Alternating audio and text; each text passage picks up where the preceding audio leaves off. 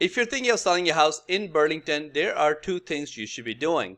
The first one is know exactly what is going on in the market, because it's not the same market as we had about only 2-3 months ago. The market has changed. So the second thing you should be doing is you should be calling me because I work in Burlington, so I'd be happy to help out. As of August 20th, there have been 120 homes sold on the Toronto MLS, and I do realize we still have a few days left to go. But even if you were to compensate for that, I think we are going to end up somewhere around what happened in July, or maybe even lower. And if that's the case, if the home sold is anywhere from 185 to 200, that would make it a drop of minus 30%, minus 40, maybe minus 42% compared to the peak of the market, which was in the month of May. Now, we're just getting started, but if you do need help selling, you can call or text me at this number. Now, let's see, it's not all bad news for home sellers. I think home sellers are still doing fine in Halton compared to Peel. Peel is struggling a lot. This is the percentage of homes selling over asking price every single month. You're not going to find this stuff, I don't think, anywhere else. So hopefully it's useful to you. But even this is going down. As I mentioned before, the peak of the market was April and May, and that was around 4 out of 10 homes selling above asking. April, May, and June. Then it has been going down ever since. In July, 26% of homes sold above asking, and right now in August we're sitting at 18%. So something to keep in mind, because not every single house is selling above asking like some of the social media ads want you to believe. If you enjoy this, please like and comment, because I try to keep my sales bias out of all this. I just present the stats. Now let's get into pricing. Prices are holding up steady, I would say. Like we had a huge jump from June to July. It went from 1.49 to 1.54. Now it has come back down to 1.47.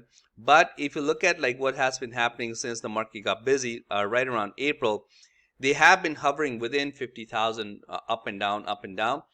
The highest would have been right around here. Well, the highest is in July, but 1.51, 1.50, 1.49.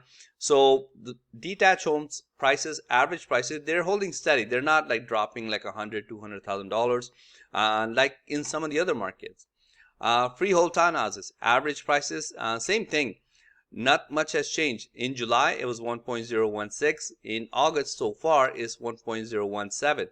So not much has changed. Like even if you compare it to the peak of the market, they haven't really dropped much. Now, condo buildings, a little bit down. I think by the end of the month, if I was to get this number, I think you're probably going to see this above 650. We'll see what happens. But as of right now, in August, condo buildings on average, you can get one for $624,000. And just last month, it was 709. And at the peak of the market, they were selling for 737. So condo buildings have dropped a bit, but detached homes, freehold townhouses, not much has changed. So this is exactly what is happening on the MLS today.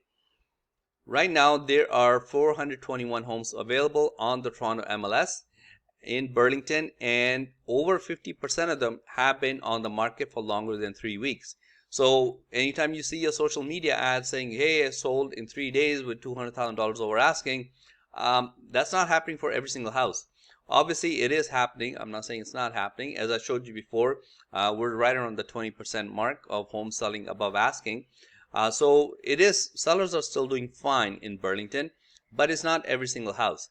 And out of the 421 homes available right now, 102 of them have had to drop their price because they were not getting the price they were looking for.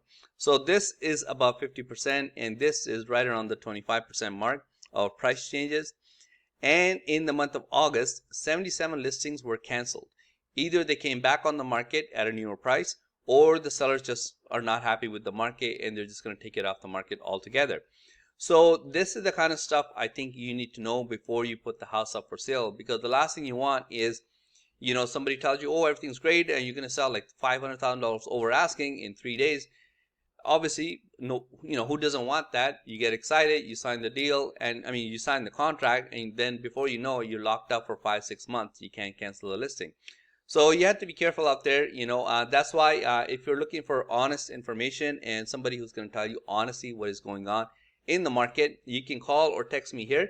And sometimes you might not decide to sell, right? And that's totally fine with me, because I just present the stats and then you guys can make up your own mind if it's a good idea to sell or not. I'll see you next time. Like I said, this is my number, call or text. Thanks. Bye.